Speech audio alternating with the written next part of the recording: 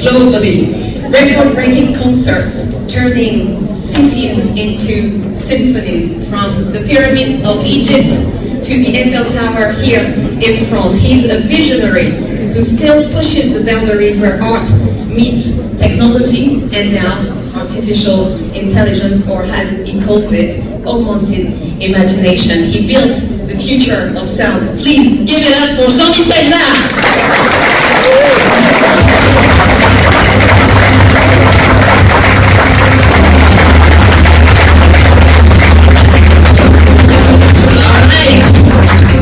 Another round of applause for Jean-Michel Jarre. Thank you so much. You think that mic, or am I using that one, Sally? Yes. That one too is working. Good morning. All right. Welcome, Jean-Michel. Thank you, Sarah. Thank you. We're so excited to have you here. Okay, let's start because we haven't got much of your time. You've always been a storyteller, blending technology, art, music, and spectacle. How do you see these elements kind of interacting in today's world? I think first of all, I'm a thief.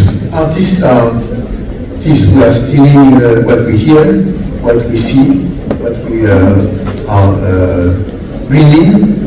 And in that aspect, I mean, AI is an opportunity. AI for me is a modern news. It's allowing to widen the frontiers of my imagination. And we should not be afraid of innovation. It's funny because it's almost in the human DNA to think that yesterday was better, tomorrow is going to be worse. Well, it's not true. Otherwise, we won't be here. And as my grandmother was saying, I mean, we can't stop the progress. On n'arrête pas le progrès. So the earlier we embrace it, the earlier we can explore it, the earlier we can use it, exploiting it, and eventually fighting against its negative effects. Exactly, and you call artificial intelligence augmented imagination. How do you think it can enhance creativity? You know, innovation has always been a key for creation. No violin, no Vivaldi, no camera, no Tarantino or no Christopher Nolan. No electricity, no Jimi Hendrix, no Billie Eilish, no Bad Bunny. And no electronic components, no electronic music, no Jean-Michel Jarre. So. Exactly. So we see that technology is a catalyst for any kind of new art form, and not the reverse. So of course, for us, technology is an ally, and AI is going to generate the genre of music, of movies, of images of the future. There's no doubt about it. So we have to wake up, and we have also to consider AI as a disruptive opportunity, positive opportunity. And of course, we shouldn't be naive about it, because you have also IP, intellectual properties issues, that I'm sure we could discuss briefly at that section. Shall I say for short? No, maybe not. Maybe not. Okay, so as a long-time advocate for creator rights, talking about author rights, what are the key challenges you think in implementing AI in a way that respects author rights and copyright in general?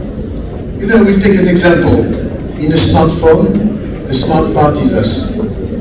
In AI, the smart part is also us. Without our content, without images, without sound, without music, without graphics, without words, AI would just harvesting the dictionary.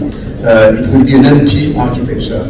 So in this new digital K 3.0 that is actually in work in progress at the moment, we have to be partners, not just spectators. And we should sit around the table and say, okay, the value of the valorization of all these companies won't be the same without us. So we are actually your partners. And this is a way to not to fight, but just to understand that AI at the moment is the Wild West, the Far West, and we just need the rules. David Lisnard was talking about the fact that we are the kings and queens of regulations, but I know that rules on the other side, on the other hand, is what create the difference between chaos and democracy. We need rules. I mean, we have a driving license. It's because we have a driving license that we can drive safely in the world. And then we need rules for AI. And I think in a sense, because we became specialists of regulations and not, we have been pioneers in terms of IP and intellectual property to protect artists. And I think we have a major role to play in the near future vis-à-vis AI, not to limit AI, but actually to make it an opportunity to create a real renaissance for artists. Exactly, and actually you say that AI could create the next artistic movement. What sort of exciting new worlds are there for art, music, performance in general, would you say? Actually, I think we should not be naive, as I said, in terms of AI, but also I think we can understand that it's a fantastic opportunity to democratize creativity. In a few weeks, Marco Landi and with David Lisnard and the City of Cannes is going to launch a second edition of WAICF, the World AI Film Festival. It's a very good example to see that these days some young creators they can actually achieve movies with just a few dollars, because AI will allow tomorrow lots of young creators who couldn't dream even 5-10 years ago to create to make their dream true. And with AI, it's the opportunity, for instance, for lots of emerging countries. I'm in contact with lots of young African artists, for instance, and creators. Suddenly AI allows them to create their own movies and to create not only their own project, but also to create an ecosystem in their country. And this is something that actually France and Europe can also emphasize and promote. Absolutely, and I mean, I think it's fair to say that the music and movie industries are quite conservative when it comes to tech. Sometimes they're afraid of tech, right? Absolutely. So how do you think they can learn to embrace innovation and maybe have some fun along the way? Yeah, it's very true, Sarah. I think that it's quite strange that in our society, ironically, as a paradox, the world of cinema and music are probably the most conservative. They're all sectors, they're all in their own lane, and they're afraid of any kind of disruptive elements. And it reminds me that at the beginning of photography, painters made petitions against photography, saying photography is the end of painting. Then later on, at the beginning of cinema, theater considered theater as a threat, as we said. So it's always the same thing, and AI is not about just killing jobs, because as David Lisnard said it very truly, it's just moving from one side to another in terms of jobs. I would give an example. For instance, for post-synchronization in cinema, where people are actually dubbing in their own language the work of some actors. They are going to move in something else, in some other jobs. But at the same time, the next Brad Pitt, when you listen Brad Pitt or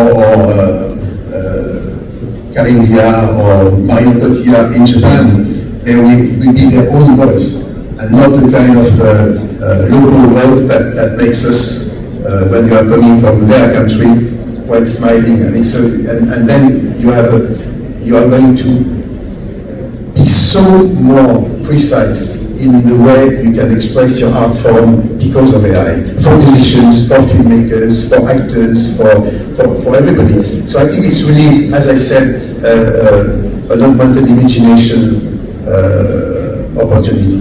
I think it's fascinating, and actually AI is being used with neuroscience, composing from the brain, augmenting individuality, as you just mentioned. Your take, how do you see AI enhancing our personal creative voices?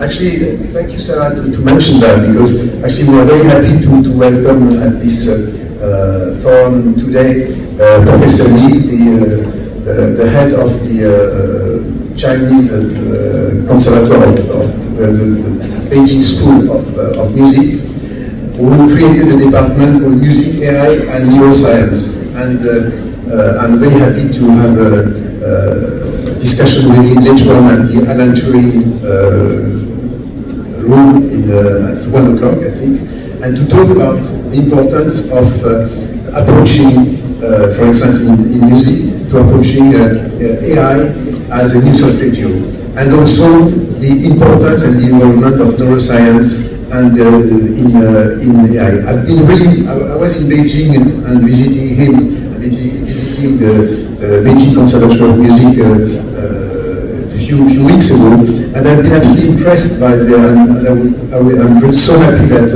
he will share his experience with us, because of the fact that suddenly you can understand that AI is not standardizing creativity. It's exactly the reverse. AI can actually help any individual to improve himself very quickly. One example, for instance, AI can, they created some gloves, robotic elements, able to teach for young students when you are studying, for instance, cello or violin, right at the beginning, to get to not to have the wrong position of your hands, but to be able regarding your morphology, because your hand, my hand, or the hand of anybody in the room is specific, is different.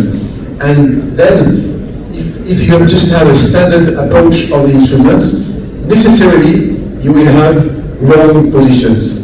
And this is a very good example, very simple example, to show how AI can help individual development and not exactly at the reverse of what we could say in France and Europe at the moment, where there is a kind of negative attitude about AI, thinking that it's going to be the starting of a kind of dystopian future. It's not the case. We should never forget that it's not the tool which is a problem, it's the way you use it. So the pencil is not the problem, it's the guy or the girl behind the pencil. Exactly, so AI augmenting individuality, fascinating. And to finish and wrap up, I mean, if there's one inspiring message that you want artists, audiences around the world, and technologies to kind of take away from this festival about artificial intelligence and creativity. Be afraid of innovation, don't be afraid of AI, and enjoy. Thank you. Ladies and gentlemen,